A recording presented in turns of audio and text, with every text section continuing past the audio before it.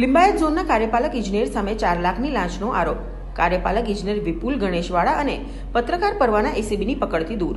DYSP R ચૌધરીની પત્રકાર પરિષદ. બાંધકામનું demolition નહીં કરવા 21 લાખની લાંચ માંગી હતી, જ્યાં 15 લાખમાં સમાધાન થયું હતું. કાર્યપાલક ઇજનેર વિપુલ ગણેશવાડાના કહેવા પર 4 લાખ આપવા ફરિયાદી પરવાના ઉર્ફે મોહમ્મદ ઇસ્માઇલની ઓફિસે પહોંચ્યા હતા. મોહમ્મદ ઇસ્માઇલને ગંધ આવી જતા લાંચની રકમ લઈ ભાગી છૂટ્યો હતો. ફરિયાદીની મોપેડ પણ પોતાની જોડે લઈ ગયો હતો, જ્યાં ફરિયાદીએ આપેલા ટેકનિકલ આધાર પુરાવાના આધારે તપાસ.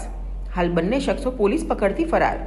કાર્યપાલક ઇજનેર વિપુલ ગણેશવાડાના ઘરે પણ સર્ચની કાર્યવાહી, કોલ ડિટેલ્સ સહિતની તપાસ કરવામાં આવશે.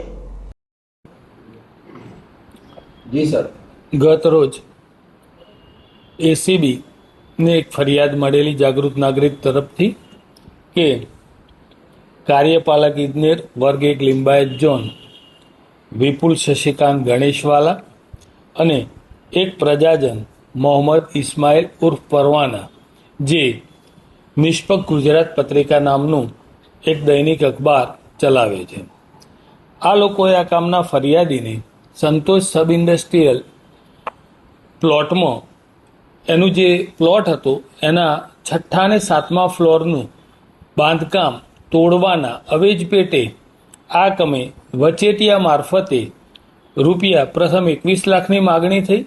ત્યારબાદ રકઝકના અંતે 15 લાખ રૂપિયામાં નક્કી થયેલું.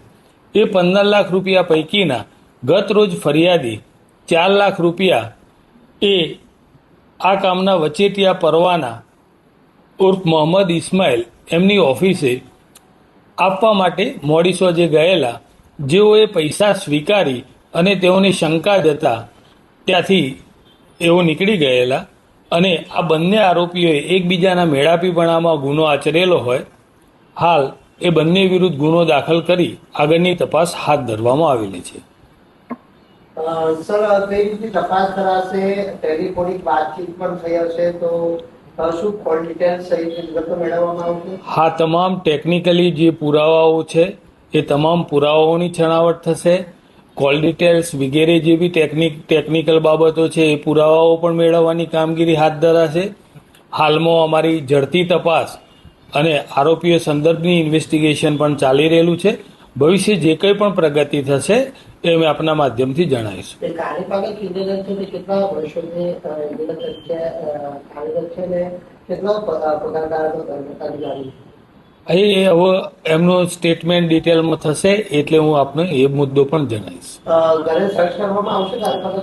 અત્યારે ઘરની ઝડપી ને સર્ચ એ કાર્યવાહી ચાલુ છે.